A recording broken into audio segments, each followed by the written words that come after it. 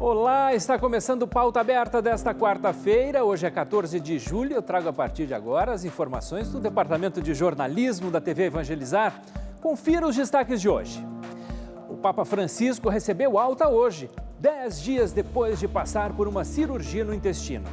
Algumas pessoas estão tendo reações com as vacinas contra a Covid, mas os médicos dizem que é normal e que isso não deve ser motivo para não se vacinar. A OMS vai incluir a velhice na lista de doenças e a iniciativa está causando polêmica entre idosos e especialistas. Na nossa coluna sobre sua saúde, um otorrino fala sobre as ínguas no pescoço. Saiba quando elas devem ser uma preocupação. Fique aqui comigo que o Pauta Aberta começou. E começamos com notícia boa. O Papa Francisco recebeu alta do hospital nessa quarta-feira. Ele ficou 10 dias internado depois de passar por uma cirurgia no intestino. Nosso correspondente em Roma, Jucinei Cardoso, tem as informações. O anúncio da alta do Papa Francisco pela Santa Sé foi a resposta às preces de milhares de católicos do mundo inteiro que na última semana formaram uma corrente de orações pela recuperação do Santo Padre. Internado desde o último dia 4 no Hospital Agostino Gemelli, em Roma, o pontífice se recupera de uma cirurgia para tratar uma estenose diverticular do cólon, quadro que leva ao estreitamento do intestino grosso. A operação foi mais delicada que o programado, mas a forma como Francisco respondeu ao pós-operatório não poderia ter deixado a equipe médica mais satisfeita com o resultado. Devido ao sucesso da recuperação, o Papa Francisco finalmente recebeu liberação da equipe médica para deixar o hospital. Ele volta para casa, mas com uma agenda bem menos intensa. Como a operação foi programada para o período de férias de Francisco, o Santo Padre terá poucos compromissos públicos. Um dos únicos que foram mantidos é a tradicional oração do Ângelus, que no último domingo foi celebrada do hospital onde ele realizou o procedimento. Mesmo convalescente, o pontífice rezou e pediu orações pelos doentes. Oremos por todos os enfermos, especialmente por aqueles em condições mais difíceis. Que nenhum seja deixado sozinho e que todos eles possam receber a unção da escuta, da proximidade e do cuidado. Já a catequese das quartas-feiras, que desde o dia 12 de maio é realizada com a presença de público no Pátio São Damaso, foi suspensa durante as férias de verão. As celebrações só serão retomadas no dia 4 de agosto. Para muitos católicos, será a oportunidade de externar pessoalmente o agradecimento pela recuperação do Santo Padre. Muitas pessoas estão tendo reações depois de tomar a vacina contra a Covid-19. Você vai ver agora o que dizem os médicos sobre essas reações. Cada corpo reage de um jeito. Tive problemas gastrointestinais, me senti logo depois da vacina um pouco tonto. Nada, nenhuma reação. A única coisa que eu senti foi dor no braço mesmo, no local da injeção, mas talvez por contração, que a gente fica com um pouco de medo de tomar vacina. Com a expansão da vacinação contra a Covid-19 pelo Brasil, relatos sobre os efeitos colaterais estão cada vez mais comuns. Em alguns casos, os incômodos sintomas duram até 10 dias. Segundo especialistas, no entanto, isso não é motivo para pânico e as reações adversas são mais comuns do que se imagina. Um estudo britânico pesquisou mais de 345 mil vacinados. 33% deles relataram efeitos colaterais.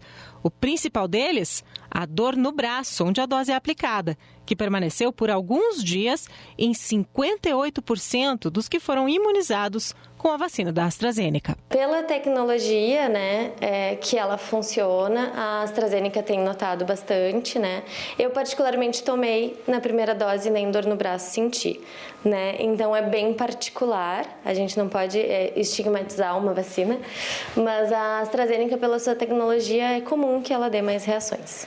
Nós temos um sistema imunológico que é diferente de cada ser humano. E cada um de nós vai responder de uma forma única e exclusiva a qualquer estímulo, seja ele um alimento, um remédio ou uma vacina. Dores de cabeça, pelo corpo, febre.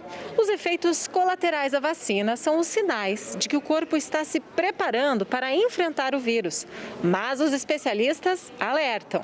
Esses efeitos colaterais não devem desencorajar ninguém a tomar a segunda dose. O que acontece com todas as vacinas do nosso calendário? Elas apresentam algo estranho para o nosso corpo. Então, o nosso corpo reage a isso. Essa é a reação da vacina, o corpo reconhecendo aquele organismo, para que depois que a gente tenha todas essas reações da vacina, enfim, não venha ficar doente quando esse organismo do vírus realmente surgir para nós, né? Para fazerem efeito, as 2 doses da vacina devem ser administradas. Salvo efeitos colaterais raríssimos, que daí deveriam ser discutidos caso a caso com um médico especialista na área, no geral, pessoas que fazem febre, mal-estar e dor têm menos chance de ter reação na segunda dose e devem fazer a segunda dose, porque somente com as 2 doses nós somos considerados vacinados de forma completa e plena, somos imunes. Sem ter feito as 2 doses, você não vai estar vacinado de forma completa. E é a repórter Malu Piccoli que traz para a gente agora mais informações sobre a vacinação contra a Covid. Boa tarde, Fabrício. Uma ótima tarde para você, para todo mundo que acompanha a gente aqui no Pauta Aberta. Eu começo com notícia boa. Mais de 40% da população brasileira tomou a primeira dose de vacina contra a Covid. Já quando a gente fala das 2 doses, olha só, 14,85%, quase 15% da população já está vacinada. Somando a primeira dose, a segunda e a dose única, são 116.870.539 doses desde o começo da vacinação, isso lá no mês de janeiro. Entre os estados com mais imunizados estão Mato Grosso do Sul, com 27,77%, Rio Grande do Sul, com 20,18% e Espírito Santo, com 17,4%. O Amapá é o único estado que ainda tem menos de 10% de sua população imunizada com as 2 doses ou dose única de vacinas contra a Covid. A gente continua falando de vacina, isso porque em resposta aos vários municípios que estão adiantando a aplicação da segunda dose da vacina da AstraZeneca por medo da variante Delta, a Fiocruz defendeu a manutenção do intervalo de 12 semanas entre as doses. Em nota, a Fundação esclareceu que o intervalo de 12 semanas confere uma resposta imunológica mais robusta aos vacinados e permite acelerar a campanha de imunização, garantindo a proteção de um maior número de pessoas. A Fundação citou ainda uma pesquisa da Agência Nacional de Saúde do governo britânico, publicada em junho, que aponta que a vacina da AstraZeneca registrou 71% de efetividade contra a variante Delta após a primeira dose e 92% após a segunda. Boa notícia, né? Eu devolvo para você no estúdio, Fabrício, desejando um ótimo dia para todos. Chegou a hora do nosso giro de notícias pelo Brasil com o jornalista Ricardo Vilches do Evangelizar Informa. Vamos ver. Uma mulher de 23 anos foi presa ao tentar roubar um recém-nascido de um hospital de Curitiba. Ela estava vestida de enfermeira, chegou a entrar na ala da maternidade e pegar um bebê, mas levantou suspeitas na hora de sair por estar sem a pulseira de identificação de visitantes. A mulher disse que foi contratada para roubar e vender a criança. A antecipação do cronograma de vacinação contra a Covid por parte de alguns estados obrigou a Anvisa a divulgar uma nota de esclarecimento. Em nota, a Anvisa informa que somente a fabricante Pfizer entrou com pedido de análise de vacina para crianças e adolescentes. 8 estados manifestaram intenção de vacinar esse público. Esta sucuri de 80 quilos foi encontrada queimada em Bonito, no Mato Grosso do Sul. A região voltou a sofrer as consequências da seca com uma queimada que se alastrou pelo Mato Grosso do Sul. Segundo os bombeiros, 3.700 hectares de mata foram incendiadas. As rádios FM de Fortaleza anunciaram que vão tirar da programação as músicas tocadas pelo DJ Ives. Ele virou notícia nacional ao ter vídeos divulgados agredindo a esposa. As imagens foram divulgadas no fim de semana e causaram repulsa nos fãs. Ele perdeu contratos e teve a agenda afetada. Uma investigação criminal foi aberta contra ele. O presidente Jair Bolsonaro sentiu dores abdominais na madrugada desta quarta-feira e foi para o Hospital das Forças Armadas, em Brasília, para fazer exames. Com isso, as reuniões de Bolsonaro nesta manhã foram canceladas. O presidente vinha se queixando nos últimos dias de soluços persistentes. Ele chegou a falar sobre o problema em transmissões ao vivo na internet. Nós recebemos a informação de que ele foi diagnosticado com uma obstrução no intestino, terá que ser transferido para São Paulo e existe a possibilidade de que seja feita uma cirurgia de emergência. A Organização Mundial da Saúde vai incluir a velhice na lista de doenças a partir do ano que vem. Idosos e especialistas já criticam a novidade. Edson tem 64 anos e é terapeuta. Gessi, 77 anos, mora sozinha e faz diversos cursos. Jurema vai completar 70 e é cientista social. Todos eles ficaram surpresos com a classificação de velhice como doença. E eu fiquei muito constrangido em saber disso, como talvez muitas outras pessoas que já estão caminhando pelo envelhecer, que envelhecimento não é doença. Ser idoso, para mim, não é ser doente.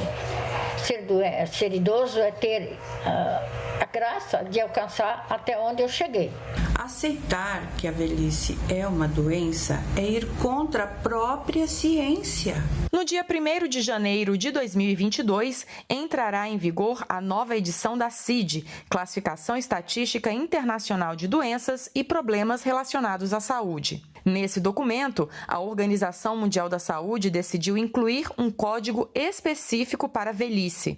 A decisão saiu depois que médicos ingleses atestaram a morte do príncipe Philip, de 99 anos, como causada por velhice, ainda que o marido da rainha Elizabeth, do Reino Unido, tivesse passado por uma cirurgia cardíaca semanas antes.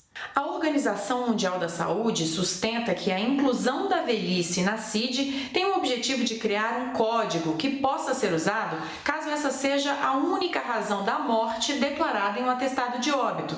Mas diversas instituições já se posicionaram contrárias à decisão e alertam para os problemas que podem surgir. É importante que isso seja muito bem explicado pela OMS, o Órgão Mundial de Saúde, muito bem esclarecido para a população, para que não aumente ainda mais o preconceito contra os idosos. Se considerarmos que uma pessoa acima dos seus 60 anos sofre de uma doença chamada velhice, isso apenas corrobora no entendimento de que o idoso é um peso para a sociedade. Portanto, jamais podemos considerá-la como uma doença.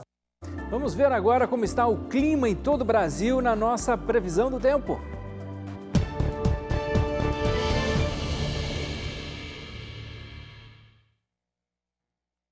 Uma nova frente fria consegue romper o bloqueio atmosférico que impedia a passagem de áreas de instabilidade pela região sul do país. Ao longo desta quarta-feira, tem chuva a qualquer hora em áreas do estado do Rio Grande do Sul que fazem fronteira com o Uruguai. Nas demais áreas do sul do país ainda não chove e o tempo segue bastante firme. Entre o centro-oeste e o sudeste do país, a condição de tempo permanece a mesma. Baixa umidade relativa do ar nas horas mais quentes do dia e tempo bastante firme e seco em grande parte das duas regiões. É somente no norte do estado do Espírito Santo que podem ocorrer algumas pancadas de chuva ao longo desta quarta-feira. O interior do Nordeste também segue com previsão de tempo bastante firme e seco e com alto risco para queimadas. A chuva continua concentrada nas áreas costeiras da região e nesta quarta-feira os maiores volumes são esperados de uma área que vai desde o litoral sul da Bahia até áreas do litoral do Pernambuco.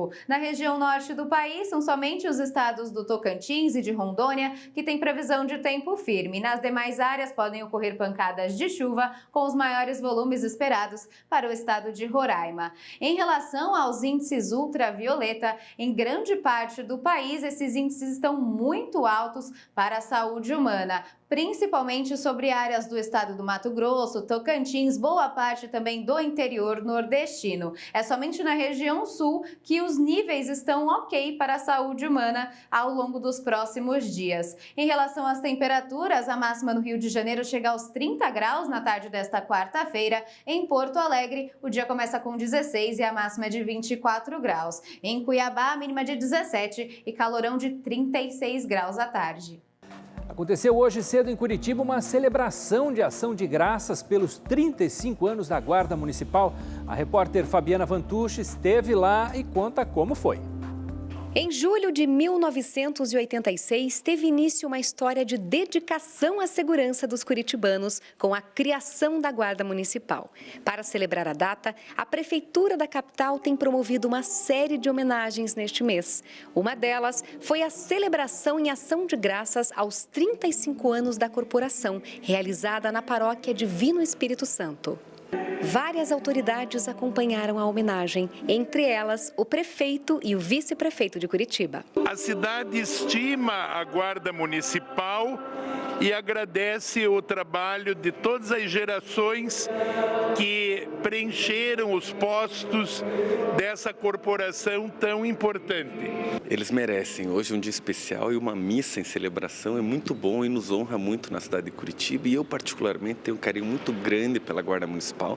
Em todo lugar que eu ando na cidade, tem um guarda preparado, pronto, ativo para cuidar da cidade, dos bens públicos e da nossa população. Para os homenageados, emoção pelo reconhecimento e alegria por fazer parte de uma trajetória de tantas conquistas. São 35 anos de efetivos serviços na cidade de Curitiba, onde nós tivemos ganhos e perdas, mas tivemos sempre um sentimento de gratidão à população curitibana por ser aceito, por ser nosso trabalho reconhecido. Onde a palavra de Deus ela é vinda, ela enriquece corações.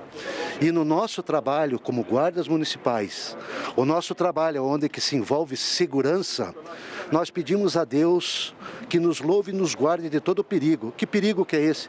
Perigo do homem.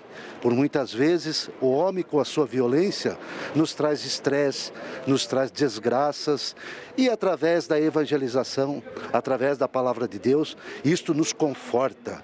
Nos conforta para quê? Para cada vez mais nós estarmos preparados a defender quem? A vida, o nosso maior patrimônio. Se você ou alguém que você conhece vai prestar o Enem, atenção! As inscrições terminam hoje. O prazo acaba às 11 horas e 51 minutos. As provas estão marcadas para os dias 21 e 28 de novembro. E chegou a hora da nossa coluna sobre saúde e hoje você vai saber quando as ínguas que aparecem no pescoço devem se tornar uma preocupação. Olá pessoal, vou pedir um favor para vocês. Toque no teu pescoço, vamos lá? Toca aqui, aqui atrás, embaixo da mandíbula, aqui na frente também, embaixo, aqui, vai e atrás também. Você sente alguma bolinha? Muitas pessoas procuram um médico otorrino através de uma consulta online por telemedicina ou consulta presencial com receio. Doutor Paulo, eu estou com algumas bolinhas no pescoço, eu estou com medo. Será que eu estou com câncer na garganta? Algum quadro infeccioso nessa região? Ou então são simplesmente as amígdalas que eu estou tocando e realmente elas podem estar infeccionadas. O que pode ser? Então vamos lá, pessoal. Primeira coisa, na região do pescoço temos várias estruturas. Temos pele, musculatura, temos também vasos sanguíneos, inervação e os linfonodos. Muitas pessoas o chamam de íngua, tá? Então seria a mesma coisa que vocês devem conhecer. Então, linfonodos. Os linfonodos são quartéis generais, para você fazer um raciocínio, que produzem soldados se você tiver algum quadro infeccioso, inflamatório ou até um câncer nessa região. Tá?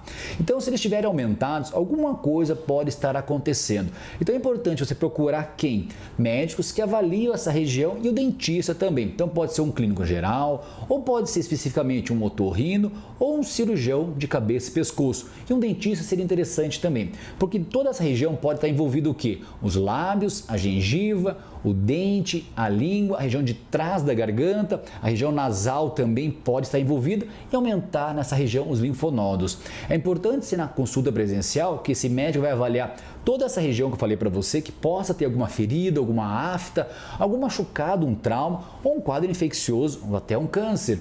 E ele vai tocar nesses linfonodos. Se eles forem molinhos, então pega aqui essa região da musculatura aqui do teu mão. For molinho assim, fácil de mexer, tranquilamente pode ser imaginado que não é uma coisa mais grave. Só que se for o contrário, for bem duro, parece um osso e você não consegue mexer, aí nós temos que se preocupar. Se você tocou e sentiu dor, provavelmente esses linfonodos estão sendo invadidos por um quadro infeccioso. Então, os linfonodos, podemos ter a linfadenite, que é uma infecção nos linfonodos, ou quando eles aumentam de tamanho, chama linfonodomegalia, tá? É muito comum você fazer 2 exames quando tiver essa queixa. Um dos exames chamado nasofibroscopia. Quem faz? Um otorrino. Ele coloca uma câmera no seu nariz, bem tranquilo, uma endoscopia nasal, vê toda a região nasal, desce nessa região entre o nariz e a garganta e vê a garganta por dentro. E vai olhar com um palitinho toda essa região da tua língua, dos teus lábios e também da gengiva, tá bom? Nesse caso, ele pode pedir uma ajuda com um dentista ou um cirurgião de cabeça e pescoço também. E ele vai avaliar também um outro tipo de exame, que é uma ecografia, aquele exame que se coloca um ultrassom, um aparelho com gel, para vendo toda a região do pescoço. Se for uma coisa preocupante, vai sair nessas alterações, se não, não. Tem pessoas realmente que tiveram algum quadro infeccioso nessa região, pode ser dentária, gengiva, garganta, infecções normais que podem essas bolinhas ficarem semanas e algumas vezes meses, tá bom? Sempre é importante acompanhar com o médico. Então, quando a gente não se preocupa, quando ela é molinha, tá? Se mexe fácil e ela não aumenta de tamanho progressivamente. Se ela é dura, não se mexe ou está aumentando de tamanho, daí temos que se preocupar. Daí podemos pedir outros exames, uma tomografia, uma ressonância, dependendo do caso. Então, tendo alguma bolinha na região do pescoço, a princípio, não se preocupe, que pode ser comum, mas sempre oriento, passe a consulta com algum médico de confiança. Um otorrino, um cirurgião de cabeça e pescoço, um clínico geral e até um dentista pode nos ajudar e muito nessa situação também. Até o próximo vídeo. No inverno, com as baixas temperaturas, muita gente deixa de lado as atividades físicas, mas é justamente nessa época que os exercícios podem apresentar os melhores resultados para a saúde. Com o frio intenso, a vontade de sair de casa para se exercitar diminui drasticamente. Trocar o cobertor e a bebida quente pela orla gelada de uma lagoa não parece a melhor das ideias quando os termômetros marcam temperaturas inferiores a 10 graus. Ainda assim, há aqueles que calçam os tênis e saem para caminhar, correr ou se exercitar em meio ao frio. Somente ali agora, nessa época de pandemia, né, foi comprovado ali que para quem que faz atividade física, a taxa de sucesso ali de você evitar qualquer tipo de doença até respiratória, diminui 35%. A prática de exercícios no frio faz com que o corpo consuma mais energia para se manter aquecido. Consequentemente, mais calorias são gastas, o que torna a movimentação mais atrativa para quem busca perder gordura. A energia, né, da natureza e caminhar nesse lugar tão bom, né, eu gosto muito, né, muito válido para minha saúde também. Então vale a pena. E é na época do frio que os ipês florescem em diversas regiões do Brasil. Em Patos de Minas, no Alto Paranaíba, as ruas estão coloridas de rosa.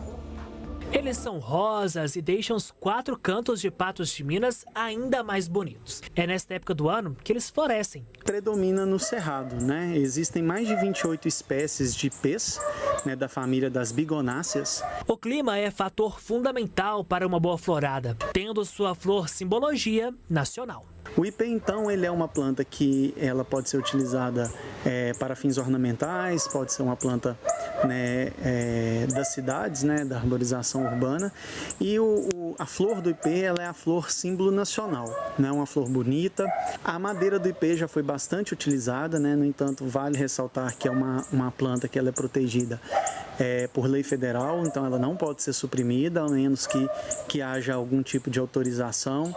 Existem algumas finalidades estudadas já de benefício medicinal, né, tanto das folhas, quanto da flor, quanto da casca. Né, existem alguns estudos que já comprovam isso aí. E o ipê, ele é uma árvore muito bonita, né?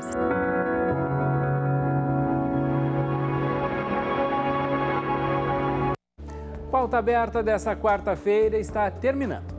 Nós temos um novo encontro amanhã, logo depois do Divina Receita com Olga Bongiovanni. Até lá!